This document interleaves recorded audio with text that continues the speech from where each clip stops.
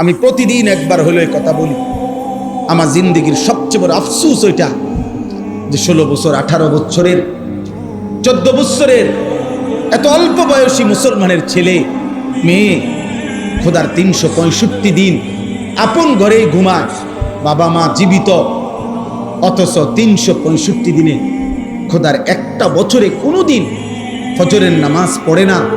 আহা, বাবা মা জীবিত, মুসলমানের সন্তান এত বড় নিকৃষ্ট হয়, আর মুসলমানের মা বাপ এইসা গাফেল কেমনে হয়?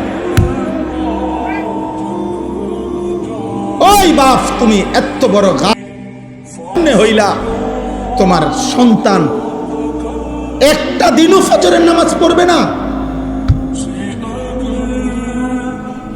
তুমি কেমন বাপ হইলা, আর এটা কেমন সন্তান? বলো না বাপ, বলো না সন্তান,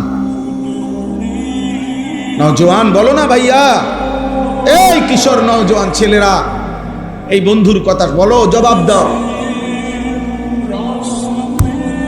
365 দিনে খোদার এক বছরে যে কোনো দিন 5 ওয়াক্ত নামাজ পড়লা না, তুমি মানুষের বাচ্চা?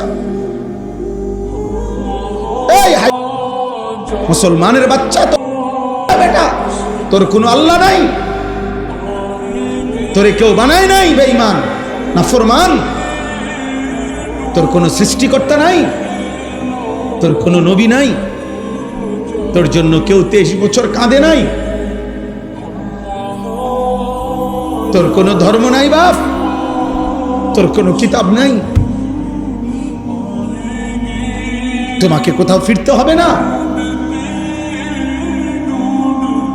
কি ভাবছেন জিন্দেগি মানে কি?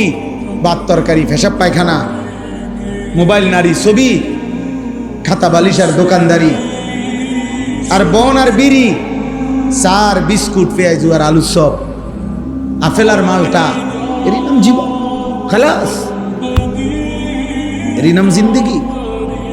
বলো না বাপ।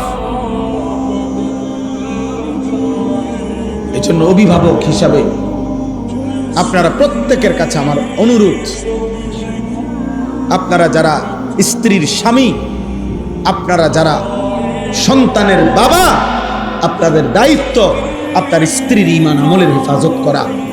আপনার দায়িত্ব খোদার কসম আপনার ছেলে মেয়ের ঈমান আমলের হেফাজত করা।